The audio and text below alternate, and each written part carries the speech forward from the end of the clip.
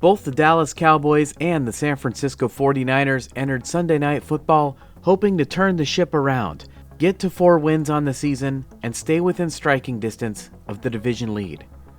But the 49ers have had an excellent record against the Dallas Cowboys in the Kyle Shanahan era, and we would see more of the same Sunday night. Welcome to Josh's Football Breakdowns, where we don't tell you what you're seeing, we let the film tell us what we're seeing. And what we saw on Sunday night was some sloppy play by the 49ers in the first half, but a monster third quarter that broke the game wide open, including some big plays by George Kittle on National Tight Ends Day. We're also going to take a look at how special teams played much better in this game. Dallas fought valiantly in the fourth quarter, but it ended up being too little, too late. We really hope you enjoy this video, and the entire thing will be presented to you ad-free after this short commercial break.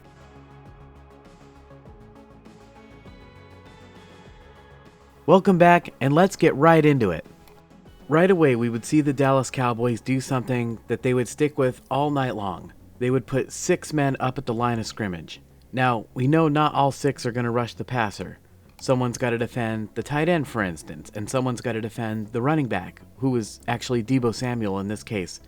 And as a matter of fact, the Cowboys do end up dropping some players back into the defensive coverage. Now, I mentioned at the top of the video, we would see some sloppy play from the 49ers in this game, including a lot of penalties, and here we would even see 2 wide receivers run the same route. Now, I actually had a chance to talk to Johnny Dell from Johnny Dell's Football Academy after the game, and he pointed out to me that on this play, both Ronnie Bell and Chris Connolly run a read route, which is designed to attack the safety. And this is incorrect for several obvious reasons. For one thing, you don't want their 2 wide receivers running into each other. It's hard for them to run their route correctly and get open for a pass. Something else too is it does make it easier for the safety, one person, to guard 2 players who are both running into his area.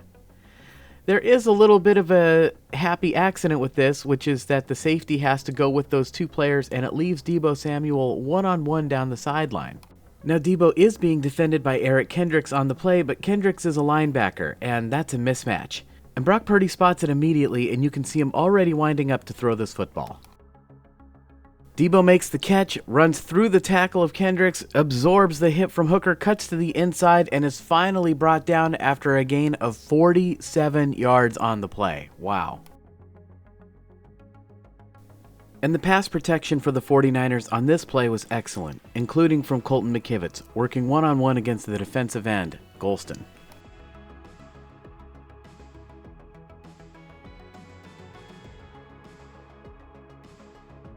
A great start to the game, but I would be a little bit mystified by something the 49ers did later on in this drive.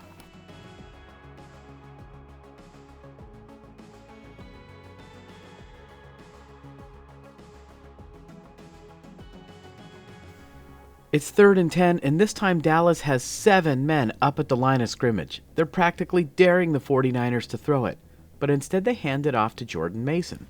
Now, why would you do that? Why would you run on 3rd down? Well, there's several different reasons why you could run it on 3rd down. For one thing, you might run it on 3rd down if you're planning on going for it on 4th down. In fact, we would actually see this later on in the game. But the most obvious reason you run on 3rd down is if you think you can pick up the 1st down with the play. And at first glance, it does look like there's a window here for Jordan Mason to run this ball right up the middle. But here we would see Golston get off the block of Aaron Banks and come over and make the tackle. And I just think that on 3rd and 10, this was a little bit of wishful thinking by the 49er coaches on this play.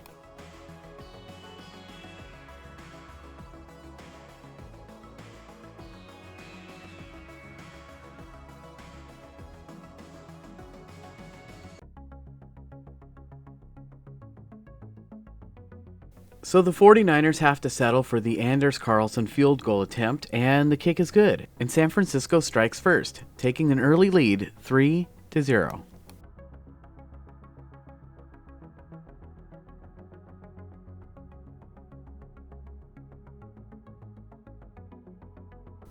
So the Cowboys get the ball, and they're eager to strike back and get some points of their own. But before we take a look at this play, we're going to take a look at a play we broke down on this channel from the Rams-Vikings Thursday night matchup. And here we would see the Vikings send a man deep, taking the corner and the safety with him, and this opens up Justin Jefferson one-on-one to the outside. Facing tremendous pressure in the pocket, Sam Darnold would throw this ball nice and early. Jefferson stabs at it, bobbles, catch, 2 feet down, and it's a completed pass, resulting in a big play for the Vikings in that game. Now taking a look at this play from the Dallas Cowboys game, we see some similarities. Prescott is under tremendous pressure in the pocket. He has Turpin on the outside, but what's missing here? The Cowboys have not sent a route deep down the field on the inside, so there's nothing to occupy the safety, and Jair Brown's able to come over and make a play on the football. And the pass is intercepted by the 49ers.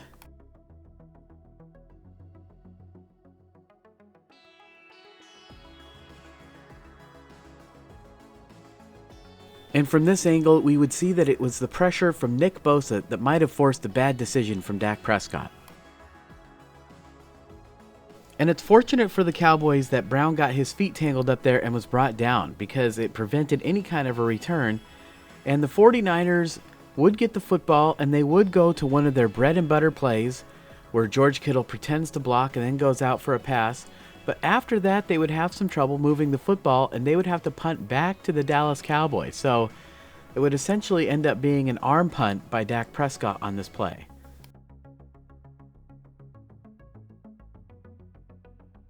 As I mentioned, the 49ers would punt back to the Cowboys after the interception, and here we would see San Francisco much more disciplined with their punt coverage, especially maintaining outside contain, forcing that returner to go to the inside where they can squeeze that return lane.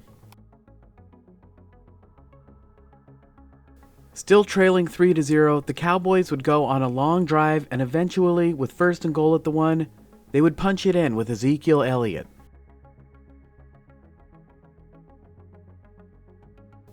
And Dallas would take the lead, 7-3. And here the 49ers are on the move but facing a 3rd down and 7. And if you turn your attention to the pocket, we see Brock Purdy winding up to throw this football, clearly ready to go to the outside to Ricky Pearsall. Could the corner undercut this route?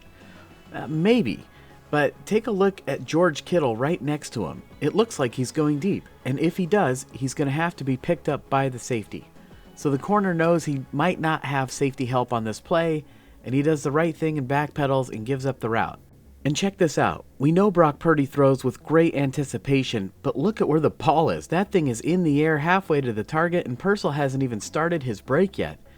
Pearsall has to turn around, locate the ball in the air, and make the catch quickly and secure it. Great throw, great catch, very impressive from the two of them.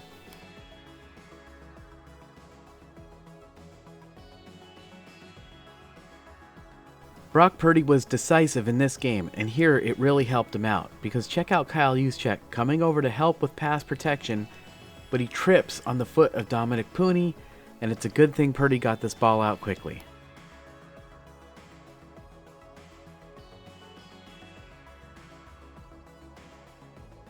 As the drive continues, we get into that scenario I was talking about earlier, where the 49ers are facing a 3rd down from their own 44-yard line, and they hand the ball off, probably intending on going for it on 4th down. And once again, Mason has a window right up the middle, and he should take this. This is the right move. Now, maybe because of what happened last time, he decides to go around to the other side of Aaron Banks and gets clobbered after only a gain of a yard.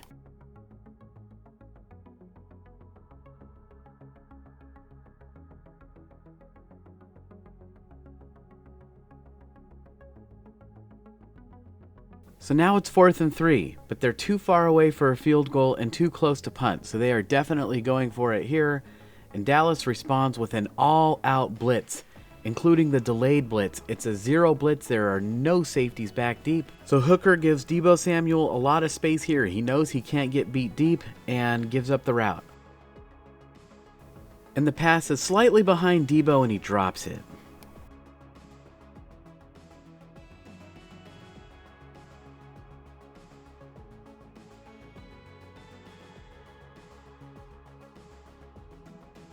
You'd love Debo to hang on to that, but the pass is just a little too far behind him, and the Dallas Cowboys would take over and get into field goal range. And they'd knock another one through, making the score 10-3. But one thing the 49ers did in this game that I really liked was they stuck with the run even after some early miscues from Jordan Mason in the running game. And here, all the offensive linemen for the 49ers move to their right, and Aaron Banks pins the tackle to that side. Trent Williams is content with just knocking his man back, and the 49ers fake the handoff to the fullback first, Kyle Juszczyk, and that moves the middle linebacker, opening up the lane for Guerendo, and just watch how all this unfolds.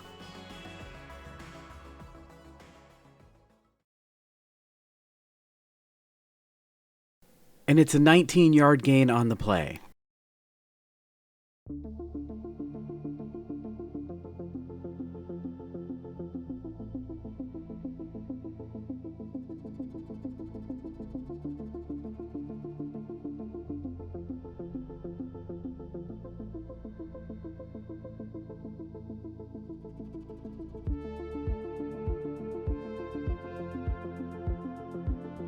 The 49ers would continue to run the football, and this time it's Colton McKivitz who pins the tackle to the inside.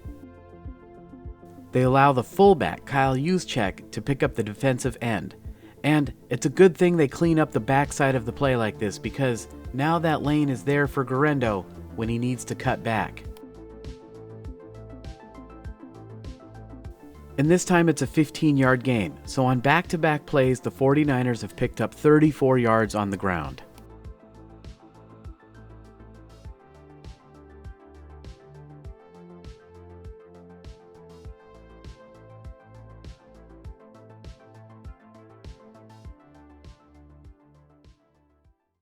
And here the 49ers would be facing a 3rd down and 15, and I'm showing from this angle because I thought it was really cool how quickly Purdy got through all of his reads across the whole field of play here. Left, no, resets, no, and then comes over to Kittle, and he gains 10 yards on the play, but it's still not a first down. But a good job by Brock Purdy there getting the 49ers into field goal range. And they knock through another one, so the score would be 10-6 at the half. Let's move ahead to the third quarter. In the second half, the 49er offense would explode, and Shanahan scripts some additional plays to start the third quarter, and I have to think this is one of them, because here the 49ers put Kyle Juszczyk in motion, and the defense widens.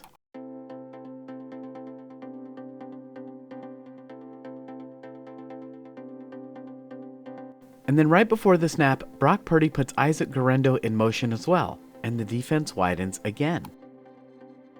And the Cowboys continue with their 5-man rush, and we realize there is nobody left to defend George Kittle over the middle of the field.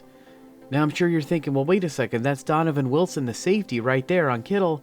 But Kittle's got the angle and the speed, Wilson's not going to catch him, and Kittle just runs away from him and almost gets into the end zone. Very close play, and it's a gain of 43 yards on the play.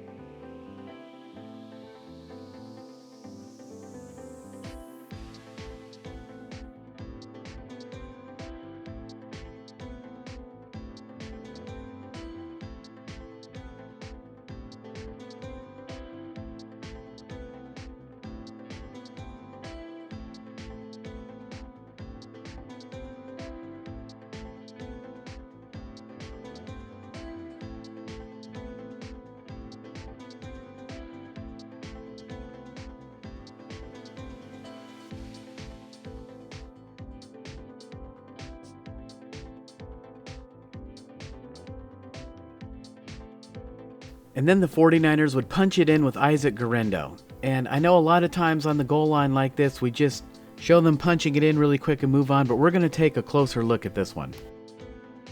Very similar to what we looked at before, Colton McKivitz takes on the tackle, Kyle Juszczyk picks up the end, and this fan can already tell what's about to happen.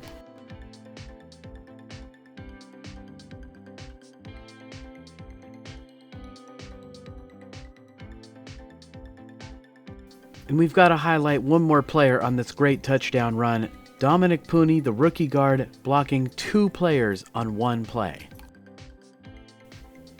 And look at that. That second block is the one Guerrero runs behind for the score. So the 49ers take the lead, 13-10.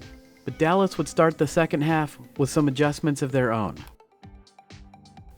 On this play, Dallas would take the pocket and move it. And I think they're just trying to get some movement for their offense. It helps to slow the pass rush down, although it's worth noting there's only been 1 sack to this point in the game. A couple things would happen here. Number 1, CeeDee Lamb would appear to get behind Deommodore Lenoir. And number 2, Fred Warner. He doesn't just stand pat, he attacks the quarterback and forces Dak to make a decision right away. But the most impressive part of this play is Deommodore Lenoir. He recovers, gets back into position, gets his head around, finds the ball, and makes a play on it. And the pass is intercepted by Lenoir. What a great play, and the 49ers have the football.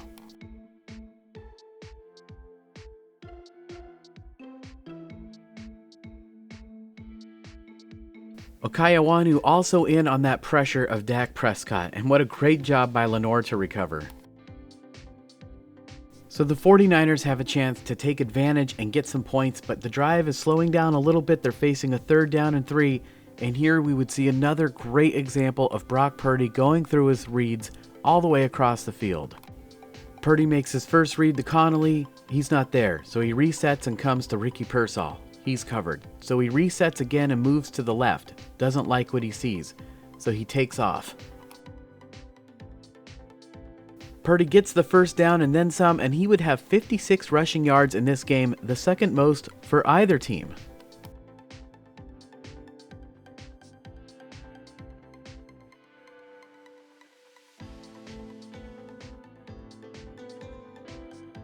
And here we take a look at a play that we've talked about on this channel before. As long as Connolly is running his route and doesn't intentionally collide with the defender, it's a legal play. And that's the way the officials see it here. Touchdown 49ers, George Kittle on National Tight Ends Day having a heck of a game.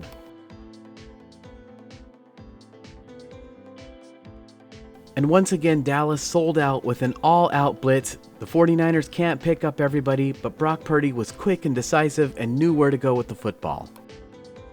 The 49ers go up 20-10, and they would get the ball back. Dallas, for all the good it's doing them, sticks with their 5-man front, and the 49ers fake the handoff, drawing in the linebackers. They also send Chris Connolly deep, taking the corner and the safety with him, and the Cowboys are starting to run out of defenders here, and once again we see George Kittle isolated one-on-one against Donovan Wilson. And the result is the same.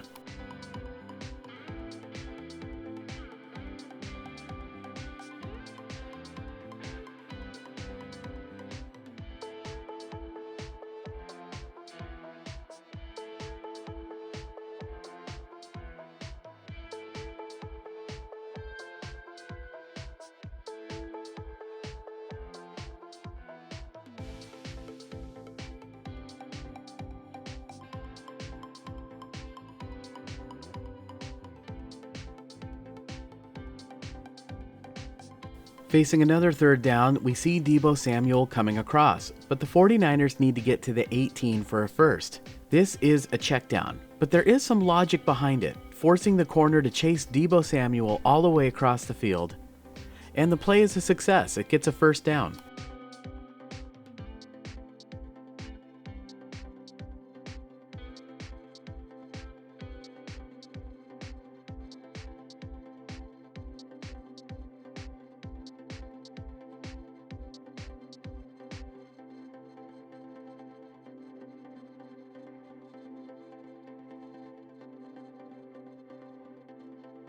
And finally, on 3rd and 2, Brock Purdy would take it himself a long way out, but he does get into the end zone.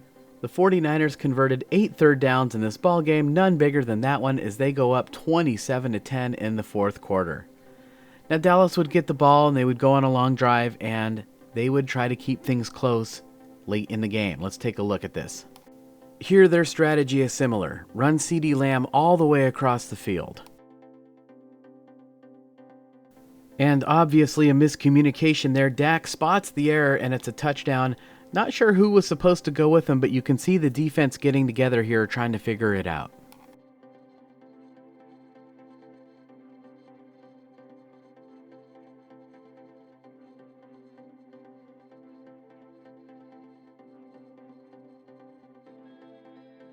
So the Niners are still up 2 scores, 27-17 now, and Debo would start to take some plays off in the fourth quarter.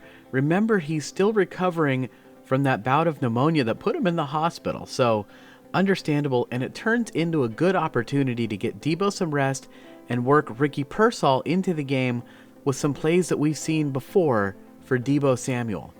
All right, what's the play specifically? Well, the tight end chips the end and then heads downfield to block. The end is going to get some penetration, but they're counting on the speed of Pearsall to go right by him. Now, we've seen this play before, but the really impressive thing that I want you guys to watch is the effort of Chris Connolly on this play.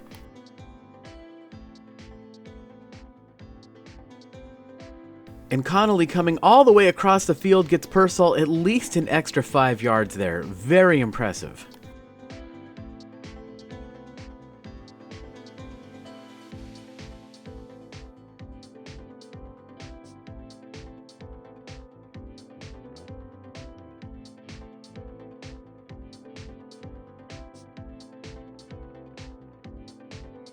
The play would lead to another Anders Carlson field goal attempt, which he knocks through. So the 49ers lead now 30-17, but it's still technically a 2-score game.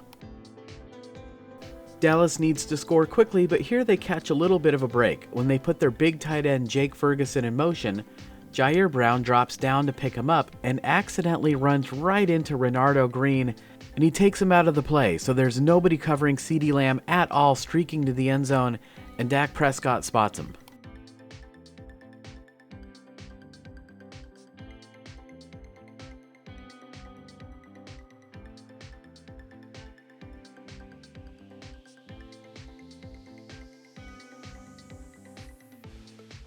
So Dallas would get the ball back trailing 30-24 now, outside of the 2-minute warning, but without any timeouts, but here importantly facing a 4th down and 10.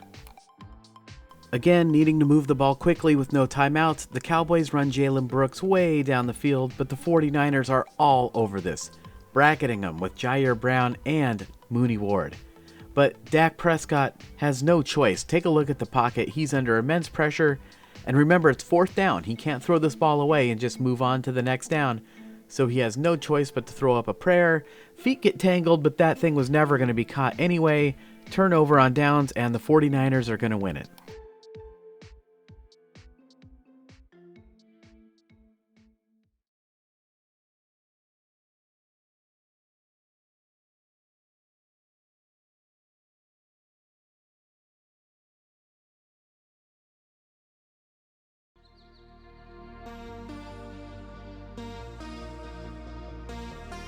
And as if to prove it to anybody who doubted him the first time, Isaac Guerrero slides inbounds to keep the clock running instead of scoring, cementing the game for the San Francisco 49ers. What a tremendous game that the 49ers played, beating up on their old rival, the Dallas Cowboys, and staying in contention for the NFC West crown. Technically in a tie for first place, Arizona has the tiebreaker, so the Cardinals are in the number 1 spot right now. But the NFC West is wide open. They have the bye week, and again, talking to Johnny Dell after the game, he felt like the bye week was going to be an outstanding week for them to clean up a lot of these issues. And then the 49ers have the Tampa Bay Buccaneers, and now Tampa's struggling a little bit. So things could be looking up for San Francisco heading into that second half of the season, especially as they're due to start getting a lot of their weapons back. Are we poised to see another run? We'll have to wait and see, of course. All right, everybody, I want to thank all my new subscribers. You guys are great. We're picking up new subscribers this year. If you like what you see here, please subscribe. We'd love to have all you guys aboard. And of course, I want to give a special thanks to those of you who have gone the extra mile to help support this channel. Thank you so much. You guys, your support really means a lot to me, especially right now since times are tough for everybody. I recognize that. Thank you. And of course, I want to give an extra special thanks to our Patreon supporters. Guys, you are an essential part of this team. I could not do these videos without you. Thank you so much. I truly appreciate it. All right, the 49ers are on a bye week, and then they travel to Tampa Bay. Normally a tough travel game, but with the advantage of the bye, they'll get some extra rest. They'll be able to clean up some of these things that we saw in the film, and I like the 49ers' chances in that game. And then it's going to be, off to the races for the home stretch. Can they go on that run? I don't know what's going to happen in that game, but we are going to be here to break down that film, and I will see you guys then.